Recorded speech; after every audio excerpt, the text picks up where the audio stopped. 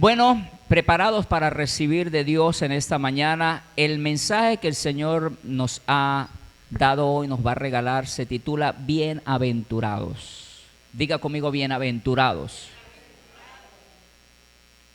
Vámonos a Mateo capítulo 5, versículo 1 al 12, hablando de las bienaventuranzas. En el libro de Mateo capítulo 5, versículo del 1 al 12. Vamos a leer allí. Mire lo que nos dice la palabra del Señor.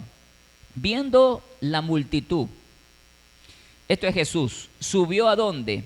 Al monte, y sentándose vinieron a él sus discípulos. Párese un momento allí. Dice la palabra, comienza diciendo, viendo la multitud. O sea, Jesús estaba reunido con una multitud. Diga conmigo, multitud. Mire, las multitudes siempre van a estar rodeando a Jesús. Siempre va a haber multitudes. Pero me llama la atención que él dice que él subió, o sea, él se salió de la multitud y fue y subió ¿a dónde? Al monte. Y allá fueron a parar ¿quién? Y sus discípulos vinieron a él, no la multitud. ¿Quiénes vinieron? Los discípulos querían escuchar de su maestro, de Jesús. Y mire lo que continúa diciendo en el verso 2. Y abriendo su boca Jesús les enseñaba diciendo, y aquí viene el mensaje de hoy. Bienaventurados, diga conmigo, bienaventurados los pobres en espíritu, porque de ellos es el reino de los cielos. ¿De quién es el reino de los cielos? De los pobres ¿en qué? En espíritu. Gracias al Señor que aclaró, pobres ¿en qué? En espíritu, porque la pobreza no viene de parte de Dios. Amén. Número 4, bienaventurados los que lloran. ¿Cuántos han llorado? Pero hoy vamos a aprender cuál es ese lloro que dice acá. Porque ellos recibirán consolación. Verso 5, bienaventurados los mansos, porque ellos recibirán la tierra por heredad. Bienaventurados los que tienen hambre. ¿Cuántos tienen hambre? Y sed de justicia. ¿Por qué? Porque ellos serán saciados. ¿Quiénes van a ser saciados? Los que tienen hambre. Amén. Verso 7. Bienaventurados los misericordiosos. ¿Cuántos misericordiosos hay acá? Levánteme la mano. Aunque sea por fe. Porque ellos alcanzarán misericordia. Verso 8. Bienaventurados los de limpio corazón, porque ellos verán a Dios. Bienaventurados los pacificadores, porque ellos serán llamados hijos de Dios. ¿Quiénes serán llamados hijos de Dios? Los pacificadores. Verso 10. Bienaventurados los que padecen persecución por causa de la justicia, aclara acá, porque de ellos es el reino de los cielos. Verso 11.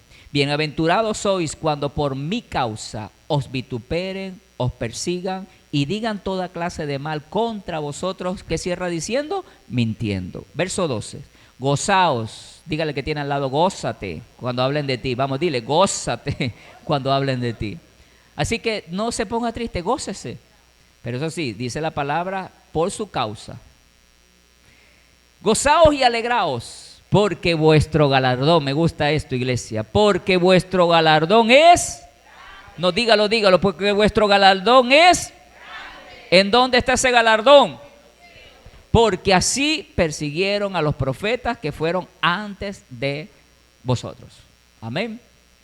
Vamos a desglosar este pasaje, esta bienaventuranza, porque me gusta aprender y me gusta enseñar. Y hay algo que tenemos que entender de este pasaje, y es que este pasaje, escúcheme, no es una lista simplemente de virtudes morales, como lo habla con respecto a los pobres en espíritu, los mansos, los misericordiosos, los de limpio corazón. Esto no es una lista simplemente de unas virtudes morales. ¿Sabe qué habla esto? Esto habla de una descripción del carácter de los ciudadanos del reino. En realidad, el pasaje de Mateo 5 está hablando el carácter, la descripción del carácter de un hijo de Dios. ¿Y cómo es el carácter de un hijo de Dios? Diga conmigo, es pobre en espíritu, es manso, tiene hambre y sed de justicia, es misericordioso, es limpio de corazón, es pacificador. Esas son las descripciones del carácter del ciudadano del reino de Dios. Amén, iglesia.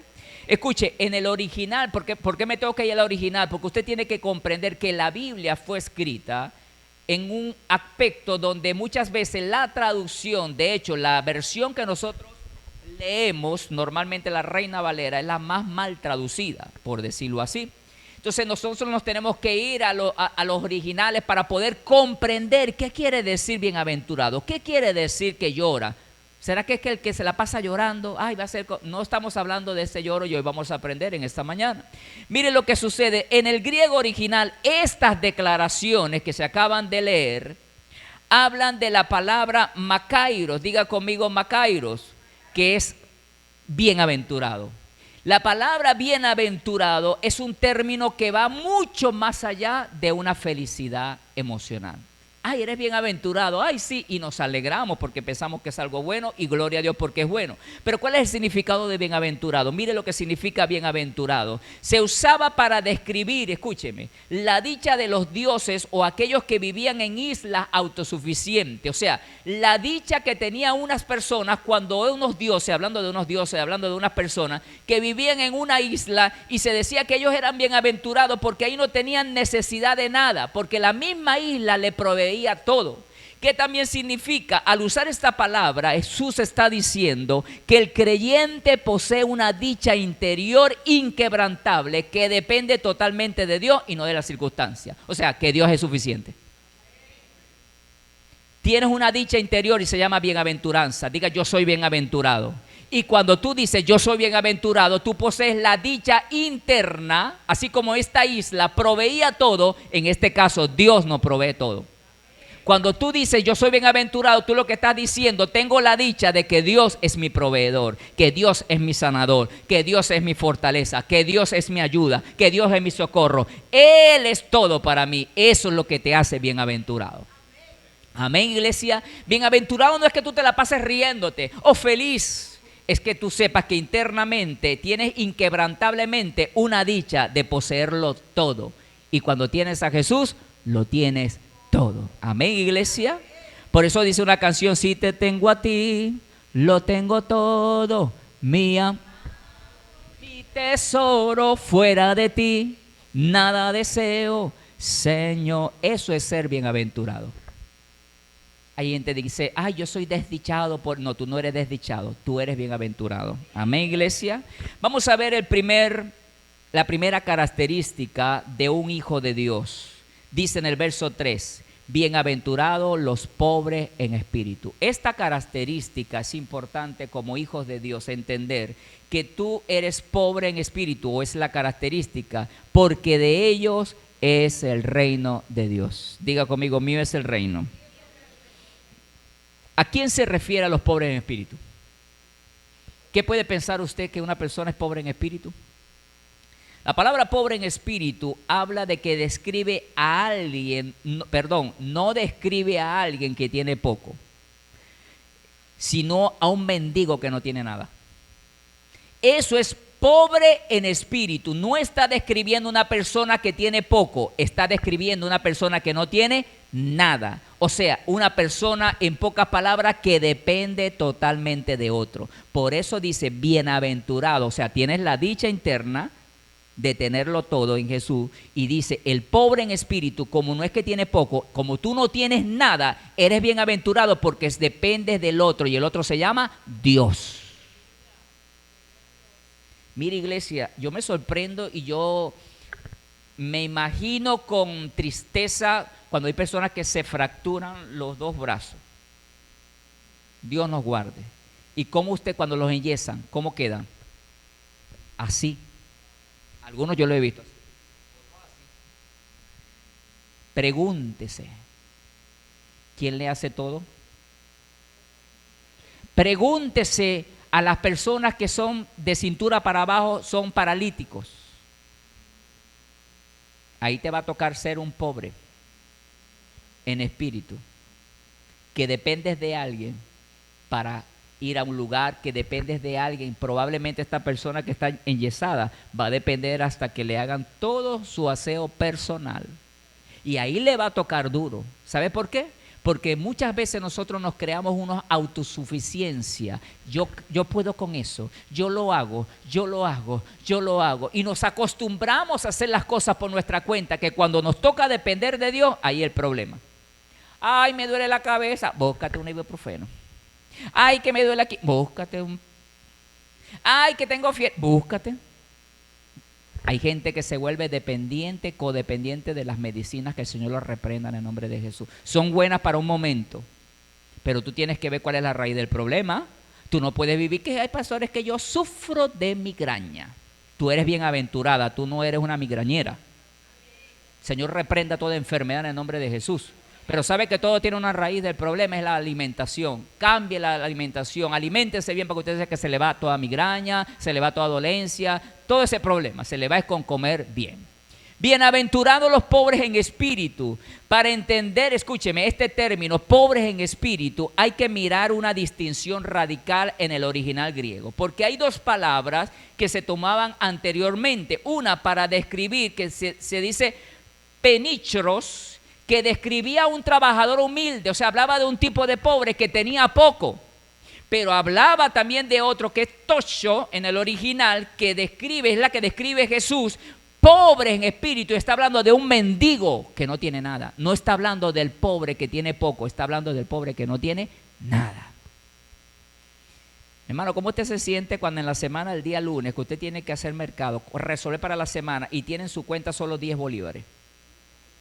Muy triste. Y ahí te toca depender de quién. De Dios, porque el esposo, Señor, ayúdalo, provéele. También está bendecido, pastor, no tiene real, no tiene nada. Bueno, dependan de Dios. A Dios le gusta que dependan de Él, porque eso hace que Él se manifieste en tu necesidad. Entonces, ¿qué habla de esta necesidad de Jesús de decir pobre? Habla de un mendigo, viene de la raíz que significa encogerse, agazaparse. ¿Verdad que cuando las personas te van a pedir en la calle, muchas personas hacen esto? ¿Será que me da? ¿Será que me da? Bajan su posición. A diferencia que cuando alguien tiene todo, camina así, pecho trancado por fuera porque tengo $100 en la cuenta. Pero cuando se te van los $100 de la cuenta en una semana, mejor en 2 días haciendo mercado, empiezas, ay Señor, ay santo, ya no me quedan los $100 que ayer me lo dieron y los disfruté un minuto nada más porque ya se fueron ya en el mercado.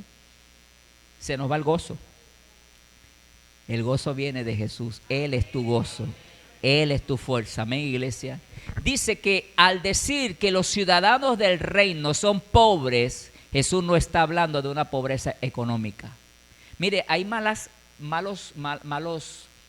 predicaciones en algunas iglesias donde dice que sé más pobre porque el Señor bendice a los humildes. Y traducen la humildad con pobreza, y la pobreza no viene de parte de Dios, la ruina no viene de parte de Dios. ¿Y sabe por qué muchas veces hay pobreza en nuestros hogares? Porque hay mucha basura que hay que botar. No sé usted, pero cuando yo hago espacio para lo nuevo, empiezo a botar lo viejo, usted se da cuenta que automáticamente empieza a llegar lo nuevo sin usted buscarlo. No, yo no sé, ¿a cuánto le ha pasado eso? Ahí están los testimonios. No hay muchos testimonios porque hay muchas cosas que botar todavía. Empieza a botar hoy. Empiece a botar el cuarto loco que a veces tenemos en nuestros hogares, el que llamamos cuarto loco, el depósito, por decirlo así, perdóneme la expresión. Agarre y empiece a botar cosas. Eso trae ruina a la casa, eso trae pobreza a la casa. Los pantalones, las ropas interiores, todo hablando de pobreza, aunque esta no es la pobreza que estoy hablando, pero estoy dándole a entender, usted tiene que agarrar y botar lo viejo. Eso que ya se estira así ya. Agarre y bótelo. Pobre en espíritu es una persona, escúcheme, que reconoce que está espiritualmente quebrantada, quebrada. Por eso dice pobre en espíritu, porque tu espíritu es el mendigo. Tu espíritu es el que necesita de Dios. Mire, iglesia, yo le digo algo. A mí me da tanta cosa los animales en la calle, esos perritos, esos animales que cuando usted le pone, están como locos comiendo, ¿sabe? Los que tienen hambre. Así tiene que estar nuestro espíritu. Hoy que llegue el domingo para la iglesia, que llegue el miércoles para la oración y la adoración, que llegue la semana del tabernáculo de oración. Así tiene que estar en nuestro espíritu. Por eso dice la palabra, bienaventurados los pobres en espíritu. Hay algo que Dios necesita en esta mañana y que entendamos que tenemos que ser pobres en espíritu. Una persona que reconoce que está espiritualmente quebrada y que no tiene nada propio. Ni méritos, ni buenas obras, ni moralidad para ofrecerle a Dios. O sea, estoy quebrado, Señor, aquí estoy. En contraste de esto con la autosuficiencia, escúcheme bien, los fariseos se creían que tenían una riqueza espiritual que provenía por cumplir la ley. Hay gente que cree que merece cosas porque se esforzaron. No, yo me gané eso con el sudor de mi frente. Escúchame bien, tú no te ganaste ni yo nada por el sudor de nuestra frente. Nos lo ganamos por la gracia divina de parte de Dios. Porque Él es el que te da la fuerza, Él es el que te da la salud, Él es el que te da la oportunidad. Hay mucha gente que hoy en día, no, es que con mi fuerza. Estos fariseos creían que tenían una riqueza por cumplir la ley. Jesús rompe este esquema. El pobre en espíritu es aquel que se presenta ante Dios con las manos vacías en un sentido espiritual, admitiendo que, primero, no puedo salvarme a mí mismo. Segundo, su justicia propia, mi justicia propia no es suficiente. Y tercero, dependo totalmente de la gracia divina, tal como un mendigo depende del dador. Así es un pobre en espíritu. En resumen, ser pobre en espíritu es el vaciamiento de uno mismo. Vacíate, vacíate. Hay gente tan llena de sí misma que no le cabe nada de Dios. Hay gente tan llena de sí misma que no cabe nada de la palabra de Dios. Hoy nos vamos a vaciar. Hoy nos vamos a volver unos pobres en espíritu para que Él nos pueda llenar. ¿Cuántos dicen gloria a Dios? Nadie puede ser llenado por Dios si primero no reconoce que está vacío. Nadie puede ser lleno de Dios si primero no reconoce que está vacío. Hoy necesitamos reconocer, Señor, necesito de ti. Amén, iglesia. Segunda bienaventuranza, los que lloran, porque ellos recibirán consolación. Hablando de los que lloran, en el original Jesús utiliza esta palabra para definir el término más fuerte en griego para el luto. Es una persona que habla de este lloro, habla de una persona que está en luto, o sea, usado para lamentar una muerte de un ser querido. Imagínese usted, no es el lloro esto que me pisé el dedo, que me quedé sin comida, de un lloro superficial, por decirlo así, sentimental, es un lloro profundo. Es un lloro de dolor y yo no sé a cuánto le ha tocado llorar de dolor. Pero escúcheme bien, ¿cuál es el lloro? No es una tristeza casual, escúcheme, sino un dolor profundo por el propio pecado y el estado del mundo. Dos cosas distintas. Bienaventurados los que lloran, o sea, bienaventurado el que siente un profundo dolor por su propio pecado. No está hablando de este lloro emocionalista, sensacionalista que muchas veces está hablando de este lloro con un profundo dolor porque le fallé al Señor. ¿Cuántos se han sentido bien tristes cuando le fallan al Señor? ¿Cuántos han terminado hasta llorando porque le han fallado al Señor? Levánteme la mano. Ese es el lloro que el Señor en esta mañana te dice, bienaventurado eres. Es más, te digo algo, tú vas a recibir consolación. ¿Sabes por qué califica? Porque te duele esa falla. Hay gente que peca y no le duele. No es bienaventurado. Hay gente que falla y peca y no le duele. Andan por la vida con la mente entenebrecida. En el original, escúcheme, no es una autocompasión, es un dolor del pobre en el espíritu que al ver su vacío se lamenta por su pecado y por la ruptura del mundo. Yo no sé usted, pero si usted y a mí no nos duele el mundo, las personas, las almas, entonces no vamos a ser bienaventurados. A veces nosotros no lloramos por las personas que no nos pasan por las venas y tenemos que pedirle al Señor, Señor, ayúdame, Señor, a llorar por mi vecino, por la bruja que se está perdiendo. Y eso se lo pedimos al Señor cuando somos pobres en espíritu.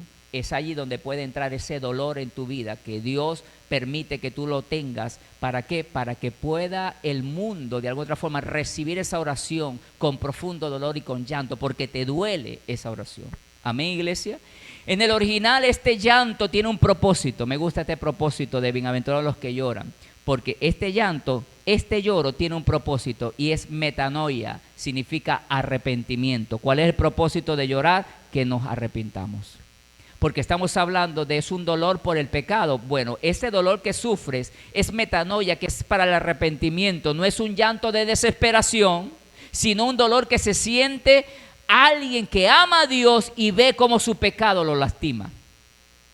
Yo no sé cuánto le han fallado a un amigo que usted dice, oye amigo, perdóname, amiga, perdóname de verdad, y usted llora, no, es que lo que me hiciste es grave, y a ti te duele porque es tu amiga, le fallaste.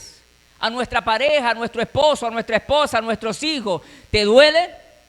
Así mismo es este que llora: Señor, perdóname porque te he fallado. Amén, iglesia. Entonces, como alguien que lastima el corazón de Dios, es un luto por la condición espiritual propia y de la sociedad. Número 3, bienaventurados los mansos. ¡Ay, santo!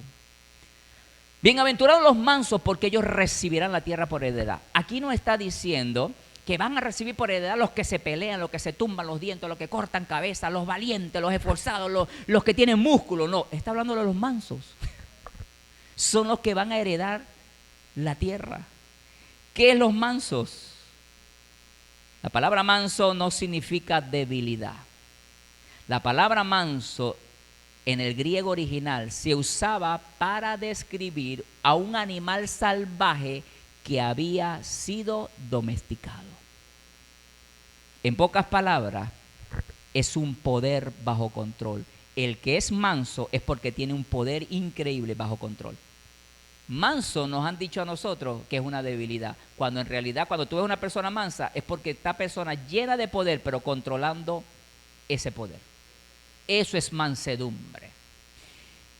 Poder bajo control, eso es manso. Es una humildad gentil ante la voluntad de Dios.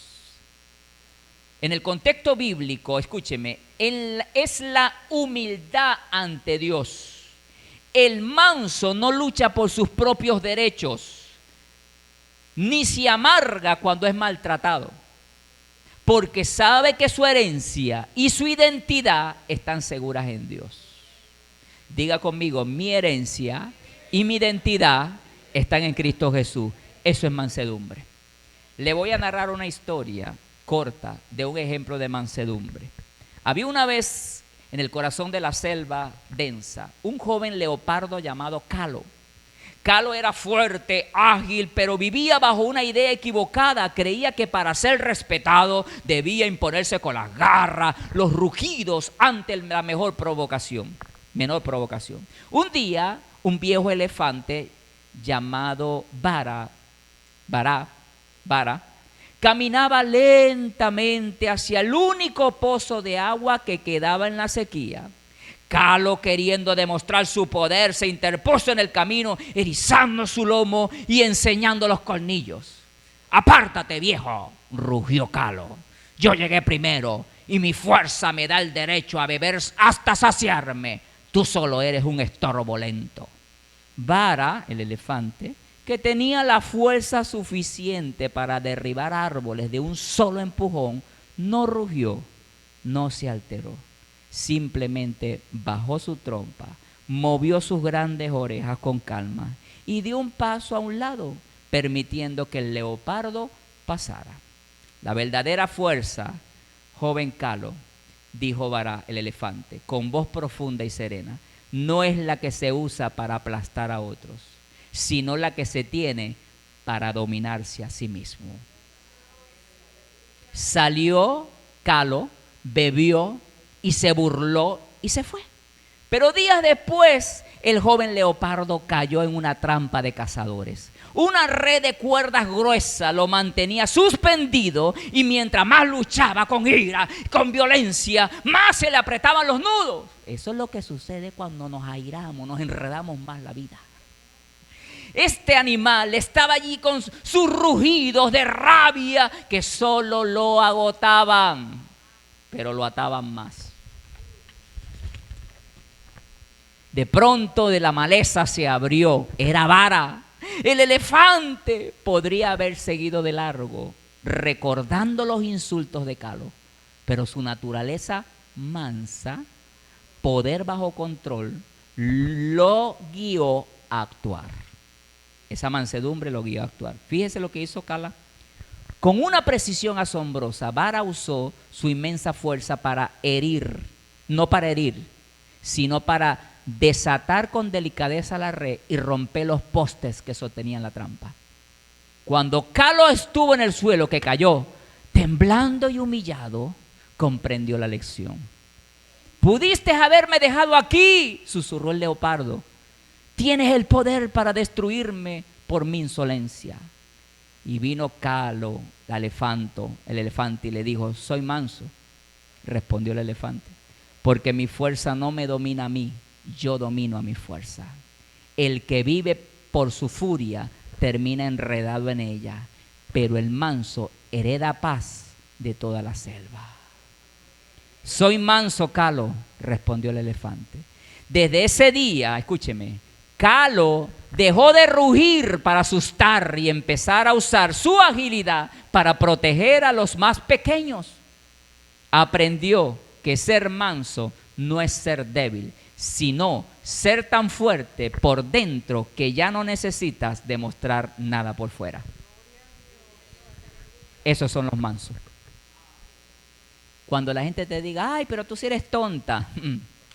Tengo demasiada fuerza para quedarme callado y no decirte lo que te tengo que decir. ¿Qué hay que hacer por ti?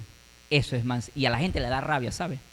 A la gente le da rabia que tú no explotes porque ellos se están enredando. Es como este leopardo. La rabia hace que se enreden más en la vida y no les va bien. Pero el que va con calma, el que va con esa fuerza domada por el Espíritu Santo de Dios, porque el Señor, escúchame, el Señor te dio y me dio a mí y a ti dominio propio. Este elefante no era cristiano, pero tenía dominio propio. Y eso se desarrolla, escúcheme bien, eso no es una varita mágica. Se desarrolla, ¿sabe dónde? Con esa gente difícil, con esos casos de la gente que anda hablando, murmurando de ti, el otro que te metió el pie, el otro que se agarró el turno tuyo. Quédese tranquilo. El que se cuela en la cola, mire, y empezamos a pelear, quédese tranquilo. La mansedumbre. Amén, iglesia. ¿Aprendimos algo de la mansedumbre? ¿Qué es mansedumbre? Poder bajo control. Es poder, usted tiene poder, pero bajo control. Eso es mansedumbre. Número 4. Bienaventurados los que tienen hambre y sed de justicia, porque ellos serán saciados. Hablando de hambre y sed de justicia, aclara que el uso indica el deseo por la justicia completa. ¿A cuánto les gusta la justicia? ¿A cuánto les gusta que sean justos? ¿Y a cuánto les gusta ser justos? A la hora de repartir la comida en la casa, las madres, al gordón, toma pechuga. Mi amor, toma hueso. Jamás. Cuidado con eso. ¿Los huesos? ¿Para quién? ¿Para mí? Porque le gustan los huesos. A mi esposa también le gusta puro hueso. ¿Qué habla de justicia? A nosotros nos gusta la justicia, pero muchas veces no nos gusta ser justos. Mire algo de la justicia. Es el anhelo desesperado de alguien que está muriendo de hambre por ver la rectitud de Dios establecida. Eso es hambre y sed de justicia. Alguien que muere, alguien que tiene hambre por la rectitud de Dios establecida en mi vida. No, que se haga justicia ese malandro, no estamos hablando de esa justicia. Estamos hablando que la rectitud de Dios se plasme en mi vida. Que su justicia, tengo hambre y sed de justicia, Señor. La justicia tuya, Señor, sea revelada en mi vida. Y cuando Él se revela en tu vida con justicia, tú te vuelves justo. Te vuelves justo en el castigo con tus hijos. Te vuelves justo en la medida en cómo tratas a tu vecino. Te vuelves justo en hacer el bien y no el mal. Porque el Señor dice que paguemos con el bien el mal que nos hacen. ¿Cuántos dicen gloria a Dios? Entonces, para entender el hambre, debemos recordar que en el original no se trata de un deseo ligero, sino una necesidad vital. ¿Cuántos han tenido hambre alguna vez de comida? ¿Cuántos han tenido hambre? Alguien me dijo a mí, me corregía, pastor, no es hambre, usted no tiene hambre, usted tiene ganas de comer, usted todavía no ha pasado hambre. No, y es la realidad. ¿Sabe quiénes tienen hambre? La gente de la calle que tiene una semana, 2 semanas sin comer, que está en la basura, o sea, el estómago le suena. Ellos sí tienen hambre. Ese tipo de hambre es el que el Señor te compara acá. Necesitamos tener hambre y sed de la justicia de Dios. Señor, yo quiero ser como tú. Yo no sé cuántos tienen hambre acá de parecerse a Jesús. Pero muchas veces, seamos honestos, no nos queremos parecer a Jesús. ¿Sabe por qué? Porque me va a tocar perdonar a aquella persona. Me va a tocar hacerle una torta y celebrar el cumpleaños a aquella que habló mal de mí. Esos son niveles de revelación que usted puede tener. Y sabe que usted le da 2 cachetadas al diablo haciendo eso. Y no es que usted lo hace por sarcasmo, es porque se le reveló la justicia. Usted se vuelve tan justo que no importa que no me pagaron por el trabajo que hice, tranquilo, una donación. Escuchen, la justicia no es simplemente una necesidad ahí ligera, es una necesidad vital, como la de alguien que desfallece en el desierto. No es un hambre de venganza, sino un anhelo de que todo sea puesto en orden. ¿Cuánto quieren el orden? ¿A cuánto le gusta el desorden? En la casa. A todos nos gusta el orden, pero nada más incongruente que tener ordenada la casa física, pero no el templo. No es nada más incongruente que tener el cuarto bien acomodadito, pero cuando entras al baño, ay no, al baño no entre, que el baño no está acomodadito. Nada más acá, hasta aquí entra nada más. Dios quiere que toda su casa, todo su templo, el templo del Espíritu Santo que somos nosotros, esté ordenado. Para que cuando el Señor venga, no haya nada tropezado. El desorden no agrada al Señor. Hablando de justicia, le voy a decir algunos ejemplos. Justicia hacia uno mismo, hablando de integridad. Este ejemplo es que una persona que se da cuenta de que suele ser egoísta en sus conversaciones, en lugar de decir, así soy yo, en lugar de decir que así soy yo, siento un dolor profundo y un deseo ardiente por ser transformado. O sea, una persona, hablando de justicia a sí mismo, no va a decir que, bueno, así soy yo. No. Va a buscar la manera, un deseo ardiente por ser transformado. Eso es que se le revele la justicia de Dios. Busca activamente cambiar su carácter, pidiendo perdón, practicando escuchar. Yo no sabía escuchar. Como líder de jóvenes, cuando me venían los jóvenes con el problema, apenas 2 minutos hablando, te la tengo. Taca. Pero ya no he terminado de hablar. En los 20 y pico de años que tuve en el Ministerio de Jóvenes trabajando como pastor juvenil, la necesidad número 1 a nivel mundial que descubrí es una. ¿Y cuál es la necesidad del joven? La necesidad de ser escuchado. No hay más necesidad. La necesidad es siéntate a escucharlo y lo vas a tener. Por eso que los amiguitos de la esquina lo escuchan a ese amigo y se la pasan en la esquina hablando pero tú no me cuentas nada porque tú no me escuchas. La justicia habla de ser transformado con una misma urgencia como la que alguien que busca comida, hablando de hambre y sed. Hablando otra de la justicia en el trabajo, hablando de ética. Hay que mantener la justicia en el trabajo. Es el deseo que las cosas se hagan correctamente. Mire este ejemplo, un empleado que descubre que en su empresa se están alterando las facturas para pagar menos impuestos. Aunque quedarse callado le conviene porque puedo mantener mi puesto, su sed de justicia lo inquieta tanto que no puede dormir. Yo no sé cuántos no han podido dormir por algo que no está bien en su vida y Dios le está diciendo cambia esto. Y ay Señor, ¿cómo hago? ¿Cómo le digo? ¿Cómo hago? Y está allí, no puede dormir porque es una sed de justicia, de hacer la justicia.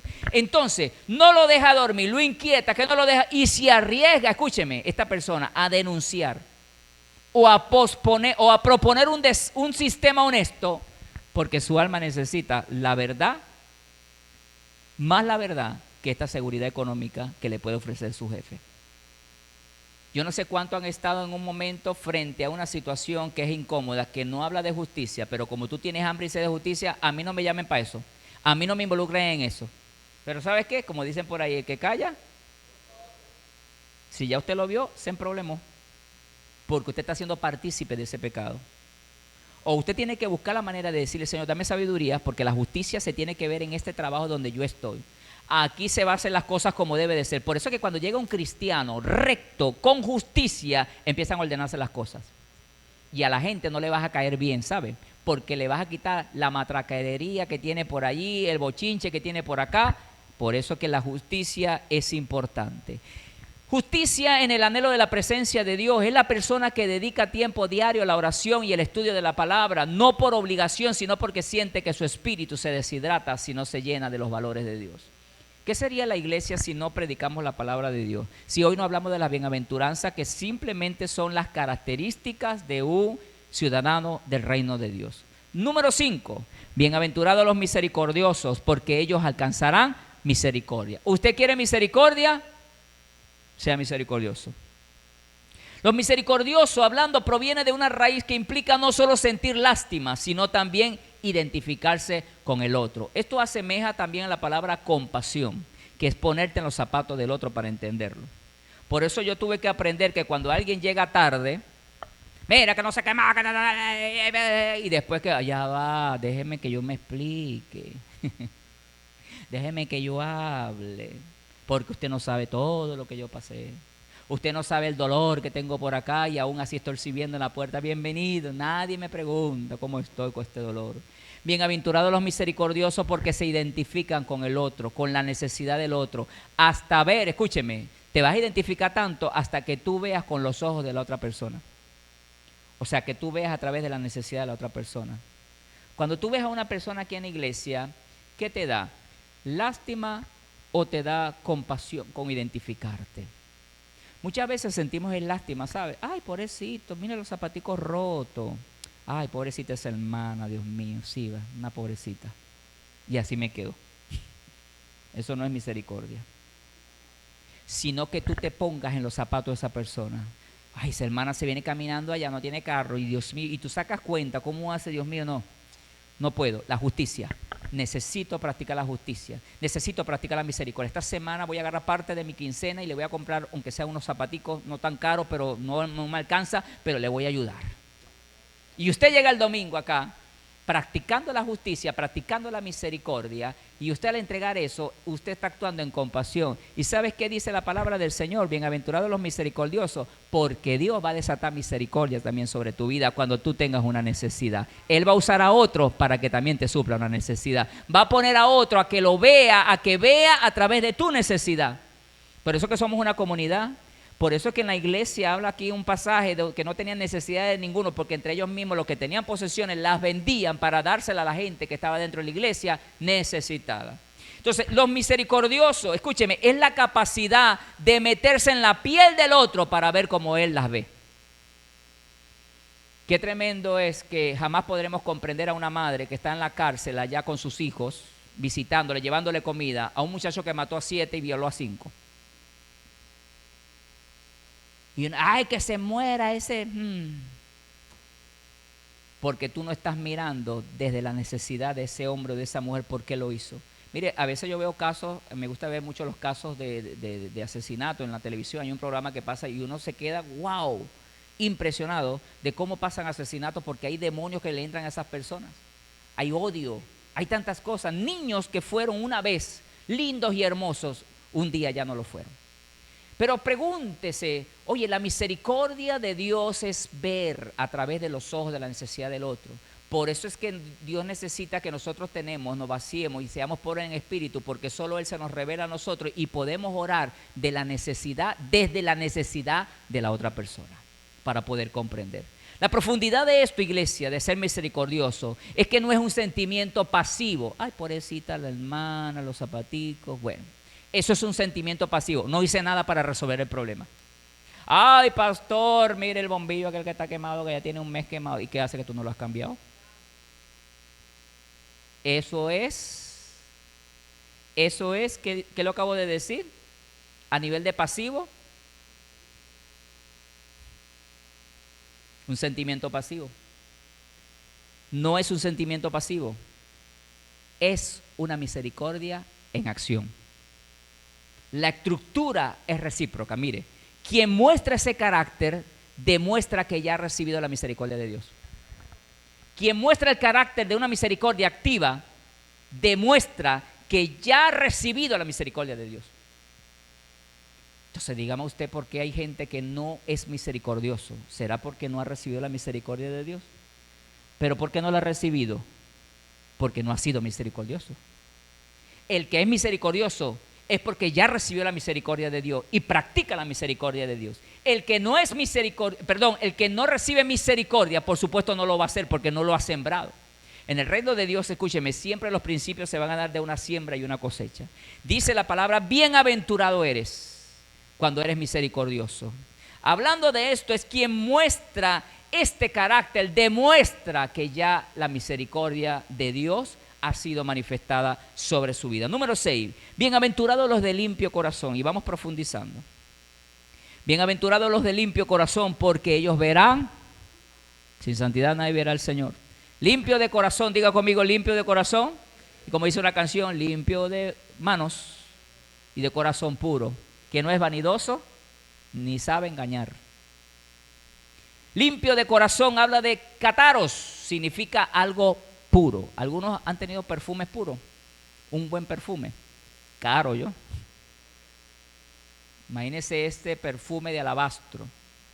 No es que el perfume era de alabastro, el alabastro era la base donde estaba el perfume adentro, que era costoso. Dice que este limpio corazón es algo puro, sin mezcla y sin levadura. Describe a alguien con una intención pura. Yo le digo al Señor cada día, Señor, ayúdame a que mis intenciones sean correctas y puras. Yo me cuido más de lo que hago que de la intención que hago. Porque escúcheme bien, hay una gran diferencia entre un corazón limpio que hace las cosas con una intención pura, con una devoción a Dios, libre de hipocresía. Mire, si yo voy a regalar un par de zapatos, que ya la suela está por despegarse, mándelos a coser primero y después los regala. La intención no es que, bueno, ya yo doné, ya yo regalé, ¿con qué intención lo hacemos? Profundidad de esto, hablando en la Biblia, el corazón es el centro de la voluntad y el pensamiento. Ser un corazón limpio significa tener motivos puros. ¿Qué te motivó a regalarle ese vestido a la hermana? ¿Qué te motivó a sembrar esto o aquello? ¿Para ser visto por los hombres? Ahí están los fariseos, lo hablamos el domingo pasado. Oraban para ser visto. Hay intenciones en nuestro corazón que Dios las va a revelar. En esta mañana procuremos con la profundidad de tener motivos puros. Por eso dice, bienaventurados los de limpio corazón. O sea, los que tienen motivos puros en el nombre del Señor. ¿Cuántos dicen amén? Número 7, bienaventurados los pacificadores, porque ellos serán llamados hijos de Dios. ¿Usted quiere ser un hijo de Dios? Usted tiene que ser pacificador. Los pacificadores, aquí está, literalmente hacedores de paz. ¿Quiénes son los pacificadores? Diga conmigo, hacedores de paz. No se refiere a quienes evitan el conflicto. Eso no está hablando de pacificadores. Está hablando a quienes trabajan activamente para reconciliar a los hombres. Eso es un pacificador. A todos los creyentes se nos fue otorgado un ministerio. A todos tenemos un ministerio. Y está en 2 de Corintios 5:17, anótelo por allí. 2 de Corintios 5:17 y 18. Mire el ministerio que el Señor le dio a toda la iglesia. Por si acaso, yo no estoy en ningún ministerio, pastor, usted tiene uno. Acá está. 2 de Corintios 5:17 y 18. De modo que si alguno en Cristo está, nueva criatura, no es que será, es. Las cosas viejas pasaron, he aquí, algunas, todas son hechas, ¿qué? Nuevas de paquete. Verso 18. Y todo esto proviene ¿de quién? De Dios, quien nos reconcilió consigo mismo por Cristo. Y mira, aquí viene el ministerio. Y nos dio el ministerio ¿de qué? De la reconciliación. O sea, te dio el ministerio de ser un pacificador.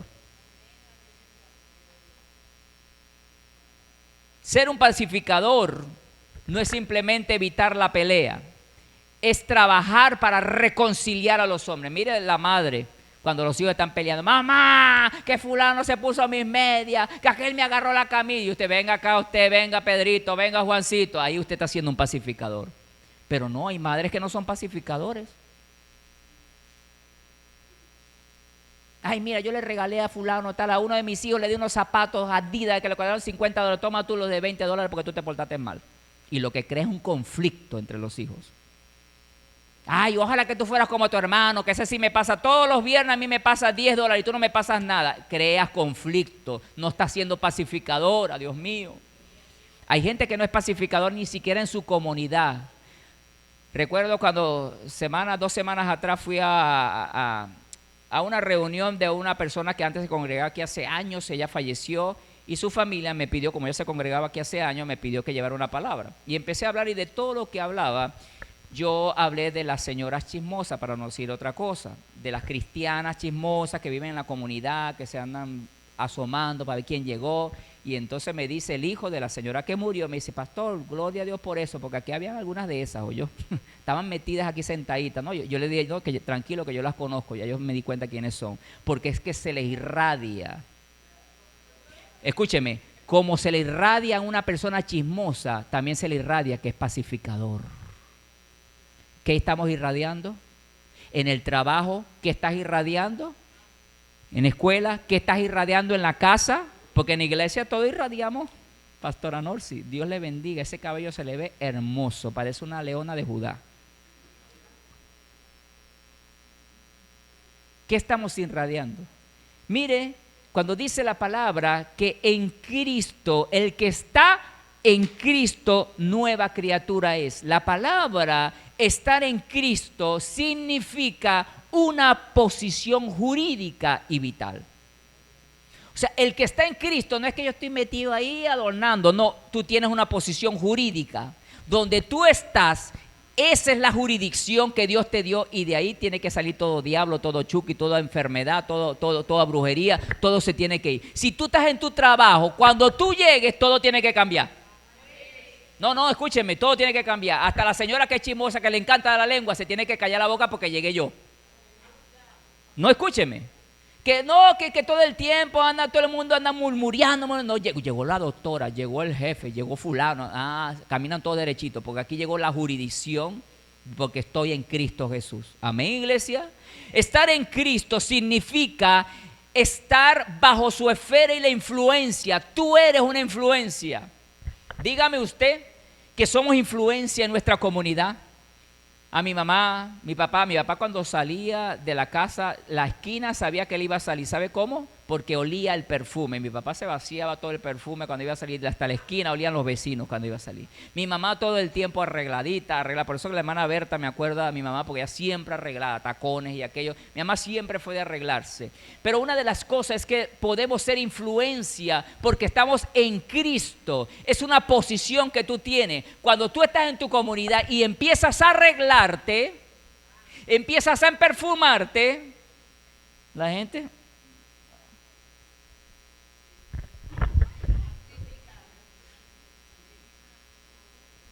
empiezo a arreglarme porque también la vecina se está arreglando.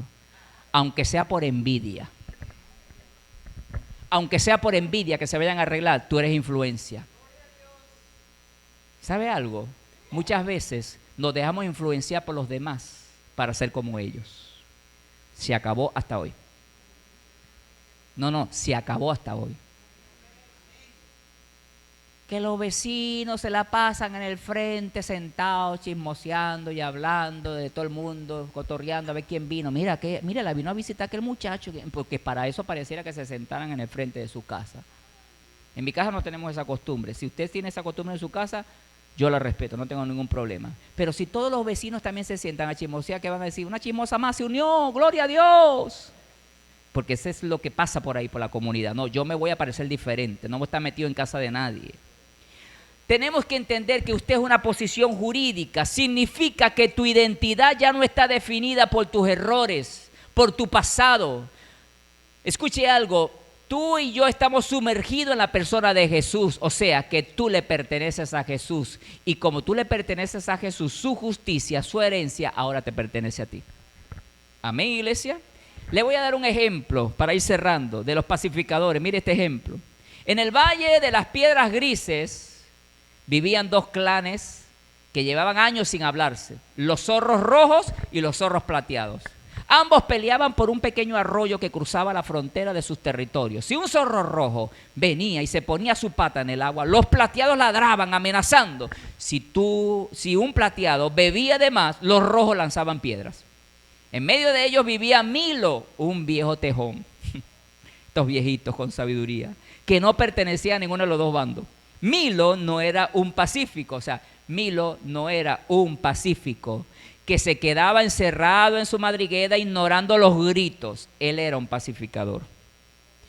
Milo no era un pacífico que se quedaba encerrado en su casa viendo cómo se caen a golpe la gente, cómo grita. No. Él no era uno que ignoraba los gritos, él era un pacificador. Aquí me voy a meter yo. Mire, un verano de ese sol recio, la sequía fue tan extrema que el arroyo se convirtió en un hilo de lodo.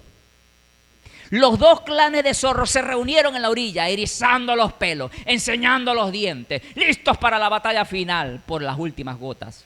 ¡Es nuestra agua!, gritó el líder rojo. Nosotros lo protegimos primero, auxilió el plateado.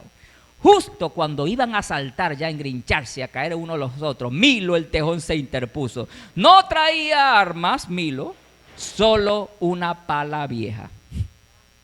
Justo cuando se iban a caer. Si pelean hoy, decía el tejón, dijo Milo con calma, la sangre manchará el poco lodo que queda y nadie podrá beber. El agua no es de nadie porque se está acabando para todos. Y sigue diciendo. ¿Y qué sugieres, viejo?, gruñó el zorro. ¿Que nos sentemos a esperar a morir de sed? Sugirió. Construyamos, respondió Milo. Si cavamos juntos en el nacimiento del arroyo, bajo aquella roca grande, encontraremos el manantial profundo. Pero se necesitan las garras fuertes de ustedes los rojos y la agilidad de los plateados para mover las piedras. Los zorros dudaron. Era más fácil odiarse que trabajar juntos. Pero Milo empezó a cavar solo. No importa, usted va para allá, se fueron para allá, me dejaron solo. Empezó a ser un pacificador, miren. Empezó a cavar solo, bajo el sol abrasador. Poco a poco un joven zorro rojo se le acercó a ayudar. Luego un plateado, al ver que el hacedor de paz, al ver que el hacedor de paz no se rendía, los líderes bajaron la guardia y se unieron a la tarea. Todos empezaron a cavar. Al final del día el agua brotó con fuerza, llenando el pozo lo suficientemente grande para todos. Milo, dijo el líder plateado mientras bebía. Pensamos que la paz era que tú no nos molestaras. O sea, para ellos la paz representa que Milo no los molestara a ellos. ¿Sí? No, respondió Milo sonriendo. La paz no es que el ruido se detenga. La paz es el trabajo difícil de construir un puente donde antes había un abismo. Desde entonces, en el valle no recordaban a Milo como el que evitaba peleas, sino como el que creaba vida donde solo había conflicto. ¿Qué estamos creando nosotros en medio del conflicto? ¿Vida o le echamos más leña al fuego que se prenda más? ¿Hay problema en el matrimonio de tus hijos? Ay, mi amor, la hija suya, bótalo, ese muchacho no sirve para nada, no quiere trabajar. No, mi amor, usted tiene dos manos, broma, usted se puede autodefender y broma, para estar aguantándole cosas a ese hombre, broma. Echándole leña al fuego a esa suegra. No escuche a la suegra, no escuche a su mamá, no escuche a su papá. No permita que nadie se meta en su matrimonio en este sentido, a menos que sea para dar algo sabiamente. Porque la desgracia de tus padres no puede ser atribuida a tu vida. Este animal Milo estaba diciendo, la paz no es ausencia de ruido, no es que se detenga. La paz es trabajar, crear vida donde hay el conflicto. ¿Qué estamos creando cuando hay un conflicto? Cuando estás peleado con tu esposo, ¿qué estás creando? Terminas de cocinar, suena tu perolero y el esposo allá esperando. Toma, llévale a tu papá ahí.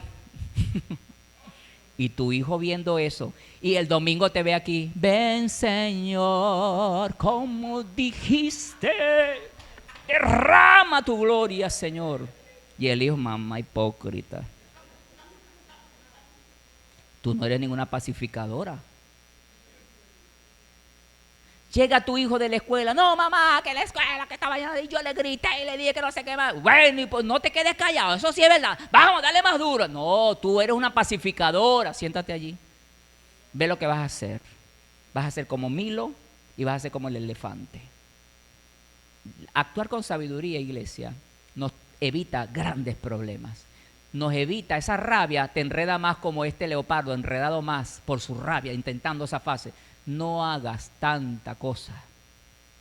Admitamos que necesitamos ser pacificadores. Amén, iglesia. ¿Qué debemos de ser en esta tierra donde Dios nos plantó?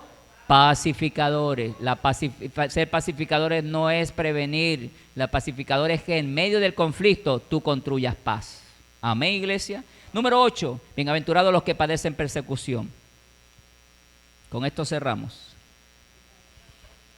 Persecución por causa de la justicia, porque de ellos es el reino de los cielos.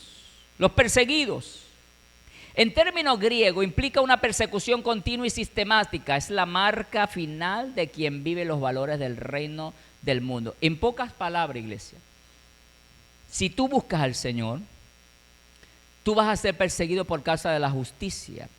Y hablando de esto de ser perseguido, no está hablando literalmente que te van a perseguir.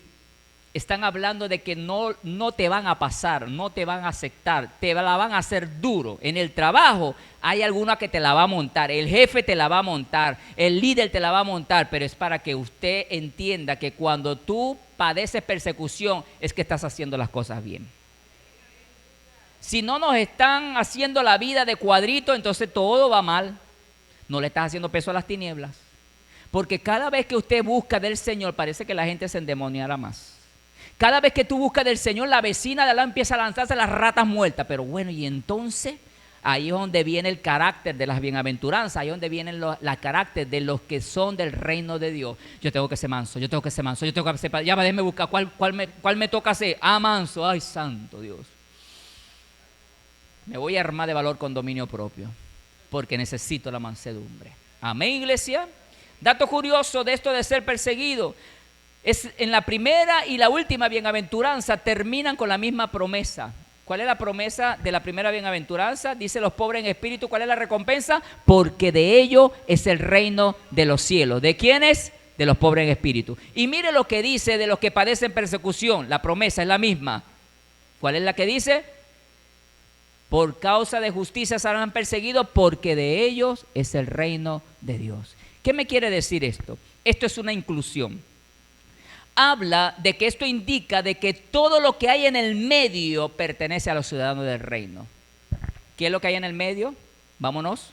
En el medio, verso 4. ¿Qué es lo que hay en el medio?